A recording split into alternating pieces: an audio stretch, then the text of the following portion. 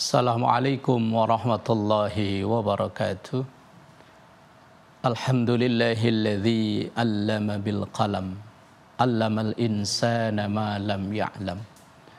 Wassalatu wassalamu ala sayyidina Muhammadin sallallahu alaihi wasallam wa ala alihi wa ashabihi ila yaumiz ziham, amma ba'du.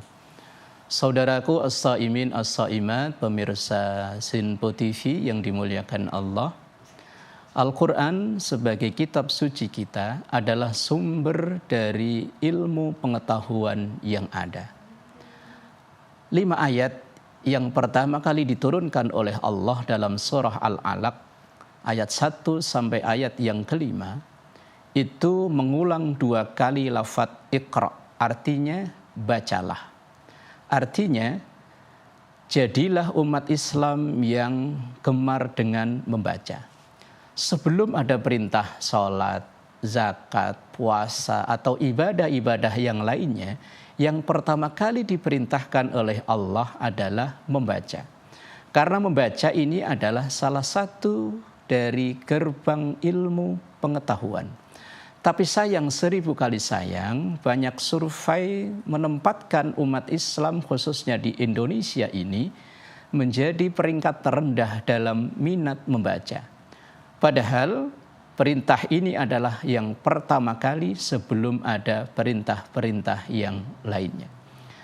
Saudaraku pemirsa Sinpo TV dimuliakan Allah. Al-Quran sebagai sumber ilmu pengetahuan, dulu di masa keemasan Islam ini, saat itu banyak penemu-penemu yang berasal dari atau yang beragama Islam. Misalnya ada Al-Khwarizmi, ada Ibnu Sina, ada Ibnu Rushd dan lain sebagainya.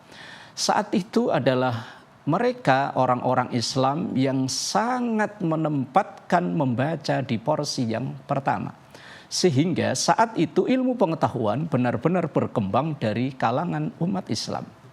Nah, kalau saat ini kita sebagai umat Islam makin mengabaikan perintah Al-Quran yang utama yaitu membaca, maka kita akan makin tertinggal dari umat lain, akan tertinggal dari bangsa lain.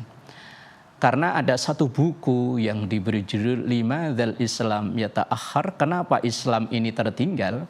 Karena penyebab salah satunya adalah umat Islam mulai menjauh dari ajaran agamanya, mulai menjauh dari tuntunan kitab sucinya, yakni Al-Quran, yang dalam hal ini adalah membaca. Saudaraku yang dimuliakan Allah, padahal dalam Al-Quran banyak sekali, baik secara tersurat maupun tersirat, sebagai sumber dari dasar-dasar ilmu pengetahuan.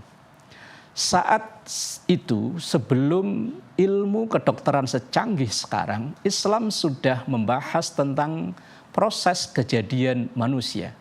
Mulai dari awal, dari sang ayah, melalui sperma, kemudian berpindah ke rahim ibu, berproses 4 bulan pertama, dan seterusnya, itu semua sudah dibahas dalam Al-Quran. Dan kemudian dalam ilmu-ilmu yang lainnya, seperti ilmu biografi misalnya, ilmu bumi dan lain sebagainya, semua secara tersirat sudah digambarkan oleh Al-Quran. Lalu kenapa saat ini seakan-akan umat Islam hanya menjadi umat yang konsumtif, bukan produktif?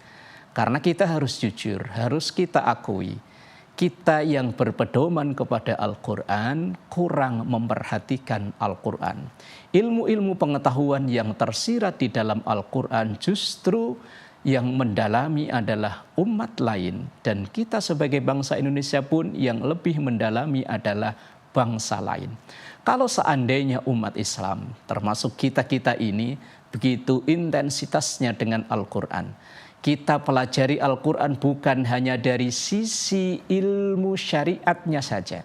Kita pelajari Al-Quran dari sisi yang lain seperti dalam hal ilmu pengetahuan dan sains. Insya Allah umat Islam ini akan kembali memperoleh ke masa keemasannya. Tetapi kalau keadaan seperti ini, umat Islam jauh dari agamanya, umat Islam jauh dari Al-Qur'annya, tidak mau kembali kepada ajaran Al-Qur'an yaitu membaca, maka sampai hari kiamat pun umat Islam akan terus tertinggal. Allah Subhanahu wa taala zat yang menciptakan manusia. Tentu Allah zat yang paling tahu, zat yang maha tahu mana yang terbaik untuk manusia.